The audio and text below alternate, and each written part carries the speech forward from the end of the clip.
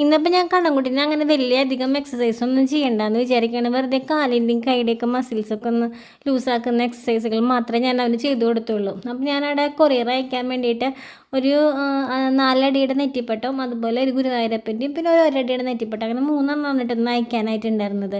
ഞാൻ അയക്കുമ്പോൾ 2-3 ഒരുമിച്ചൊക്കെയാണ് കൂടുതൽ അയക്കാറുള്ളത് കേട്ടോ. അപ്പോൾ ഞാൻ കണ്ണൻകുട്ടീനെ അത് ഒക്കെ പാക്ക് ചെയ്യണ സമയത്ത് എനിക്കത് വീഡിയോസൊന്നും എടുക്കാൻ പറ്റിയില്ല. അപ്പോൾ ഞാൻ കണ്ണൻകുട്ടീനെ അതിൻ്റെ അടുത്ത് കൊണ്ട് നിർത്തിയിട്ട് കണ്ണനോട് പറയാം, മുതലാളി ചിക്കേ കൊറിയർ അയക്കാൻ പോകുന്നുണ്ടെന്നൊക്കെ പറഞ്ഞപ്പോൾ ആൾക്ക് ഇഷ്ടമായിട്ട് അപ്പോൾ ആൾ കുറച്ച് നേരം അവിടെ ഇങ്ങനെ നിന്നുവിട്ട് അതൊക്കെ തൊട്ടും പിടിച്ചൊക്കെ.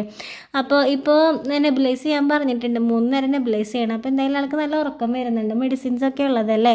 അപ്പോൾ ആൾക്കൊരു ക്ഷീണമൊക്കെ പോലെ ഉണ്ട്. അപ്പം ഞാൻ വിചാരിച്ചു ഇത്തിരി വെള്ളമൊക്കെ കൊടുത്തിട്ട് നെബുലൈസ് ചെയ്തിട്ട് ഒന്ന് കിടക്കാമെന്ന് വിചാരിച്ചു കേട്ടോ.